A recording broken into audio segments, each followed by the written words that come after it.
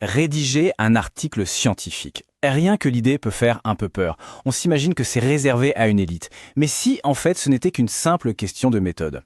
Aujourd'hui, on va décomposer tout le processus pour transformer cette montagne en un plan d'action super clair et surtout réalisable. On est tous passés par là. Ce moment exaltant, quand une conférence ou une publication est acceptée. On s'installe, on ouvre l'ordinateur et là, le vide, la page blanche.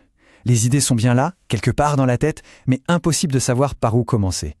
C'est un blocage terrible qui souvent nous fait douter de tout.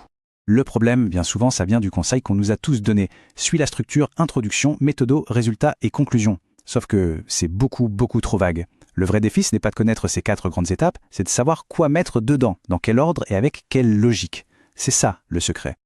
Alors, voici le plan de match pour aujourd'hui. On va d'abord parler de ce fameux syndrome de la page blanche. Puis, on va découvrir une méthode précise mais super adaptable. Et ensuite, on va décortiquer chaque section une par une, de l'intro à la conclusion, pour que tout ça devienne limpide.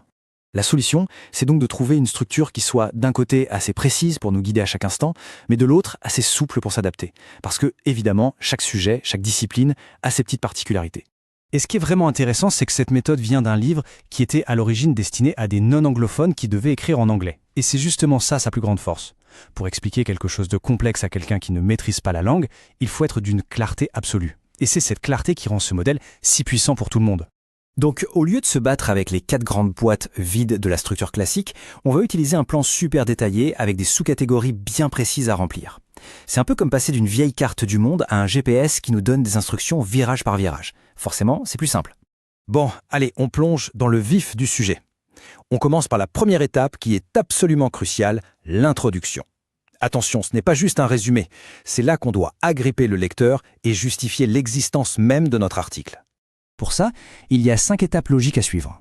D'abord, une petite accroche pour situer le sujet. Ensuite, on fait un tour d'horizon de la littérature. Qu'est-ce qu'on sait déjà? C'est notre fondation. Puis, troisième étape, et c'est le cœur du réacteur, on identifie un manque, un trou dans ce qui existe déjà. De ce manque découle tout naturellement la question de recherche qui vient le combler. Et enfin, on annonce simplement le plan. C'est tout. Retenez bien ça, la logique du research gap, le manque dans la recherche, c'est la clé de tout. En fait, une bonne introduction, ça raconte une histoire.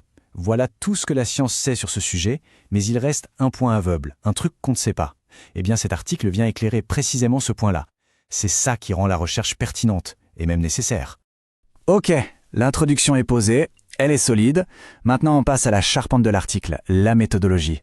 C'est la section qui va donner toute sa crédibilité et sa rigueur à l'ensemble du travail. Là encore, pas de panique, on suit un plan. On commence par une vue d'ensemble. Quelles données ont été utilisées, quelle méthode? Ensuite, on donne un peu de contexte, on précise les limites de nos données par exemple.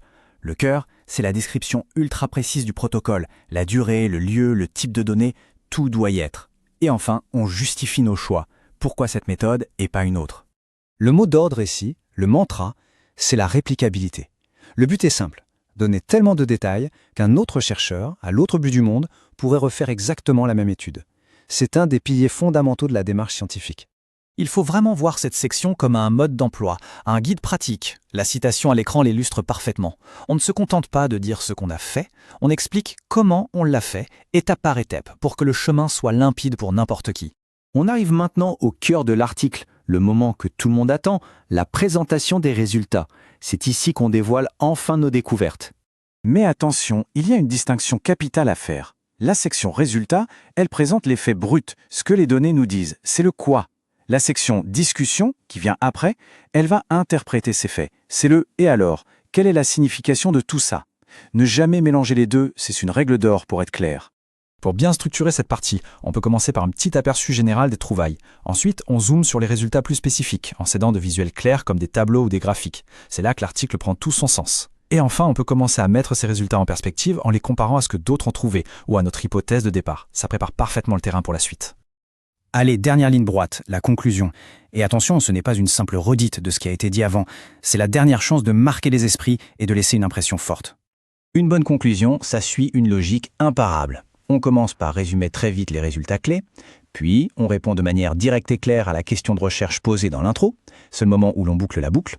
Ensuite, on explicite la contribution, qu'est-ce que ce travail apporte de vraiment neuf, et enfin, on peut ouvrir un peu la discussion sur les implications plus larges. Pour le dire autrement, la conclusion, c'est un peu le bilan des accomplissements. Est-ce que la question de recherche a trouvé sa réponse? Est-ce que l'hypothèse de départ a été validée? Et surtout, en quoi ce travail fait avancer le schmilblick? C'est la synthèse de la valeur ajoutée de la recherche. Et voilà, on est passé de la page blanche, un peu angoissante, à un plan d'action super structuré. En décomposant chaque grande partie en petites étapes logiques et digestes, le processus devient tout de suite beaucoup moins intimidant et surtout beaucoup plus facile à gérer. La méthode est là, le chemin est maintenant balisé. La vraie question, ce n'est donc plus comment je vais bien pouvoir écrire cet article, mais plutôt quel est le prochain manque dans la connaissance qui mérite d'être exploré.